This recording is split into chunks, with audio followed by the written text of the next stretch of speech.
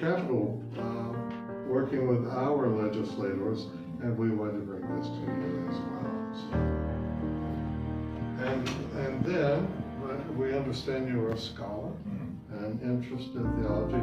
This is a history of our work in Burma, so that we pray that this will